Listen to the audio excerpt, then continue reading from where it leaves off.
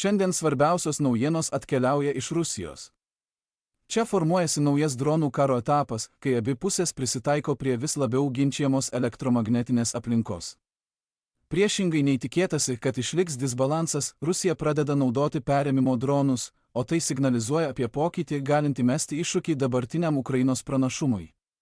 Pastaruoju metu Rusija pradėjo dislokuoti perėmimo dronus, kad tiesiogiai kovotų su vis didėjančiu Ukrainos bepiločių orlaivių kiekiu, formuojančiu mūšio lauką. Tai žymi reikšmingą pokytį, nes Maskva pereina nuo pasyvių gynybos priemonių prie tokio paties pigaus oro perėmimo modelio, kuris leido Ukrainai neutralizuoti didelę dalį įeinančių grėsmių.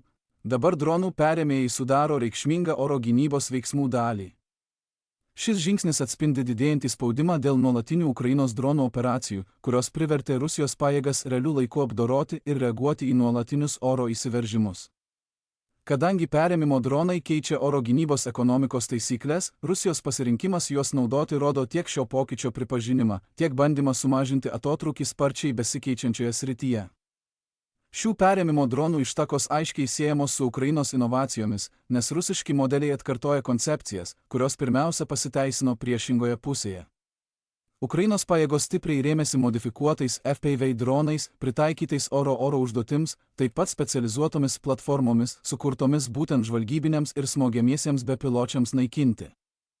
Dabar Rusija atkartoja šį dvigubą požiūrį, derindama vikrius FPV tipo perėmėjus su specializuotomis antidroninėmis sistemomis, sukurtomis didesniam ištvermingumui ir taikymo stabilumui. Tai atspindi greito prisitaikymo mūšio lauke procesą, kai veiksmingos idėjos greitai pastebimos, nukopijuojamos ir vėl pritaikomos, kad būtų patenkinti neatidėliotini operaciniai poreikiai. Šie perėmimo dronai sukurti greičiui ir greitai reakcijai ginčiamoje oro erdvėje.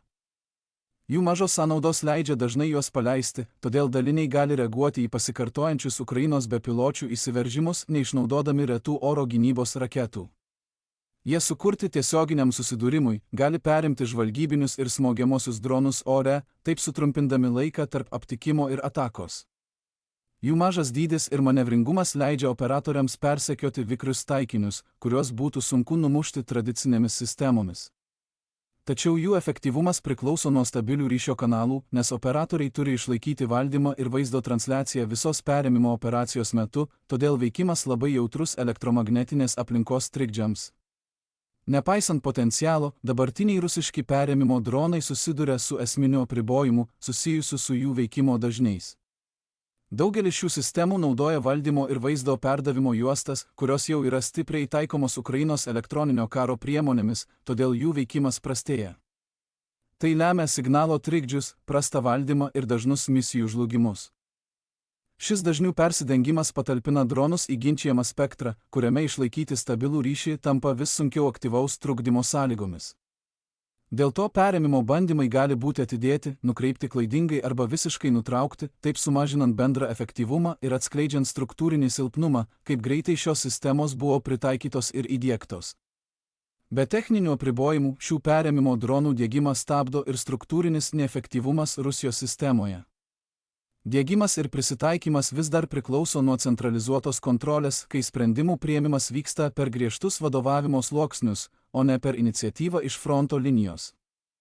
Tai lėtina grįžtamojo ryšio ciklą tarp mūšio lauko patirties ir dizaino tobulinimo, ribodama, kaip greitai daliniai gali keisti taktiką ar modifikuoti įrangą. Priešingai nei labiau decentralizuotose modeliuose, toks biurokratinis požiūris riboja eksperimentavimą ir atideda veiksmingų sprendimų mastelio didinimą. Dėl to net ir veikiantys sprendimai sunkiai pasiekia nuolatinį operacinį brandumą, todėl jų tiesioginis poveikis sumažėja, nors taktinėme lygmenyje aiškiai jaučiamas poreikis. Apskritai, perėmimo dronų atsiradimas abiejose pusėse patvirtina, kad pigi oro perėmimo technologija tampa nuolatiniu mūšio lauko bruožu. Dabar svarbiausia ne pats diegimas, o tai, kaip efektyviai šios sistemos integruojamos į kovą realiomis elektroninio karo sąlygomis. Rusijos priklausomybė nuo centralizuotų procesų riboja, kaip greitai praktikoje galima nustatyti ir ištaisyti veikimo trūkumus. Tai suteikia Ukrainai struktūrinį pranašumą išlaikant tempą, kai nuolatinis prisitaikymas ilgainiui stiprina mūšio lauko efektyvumą.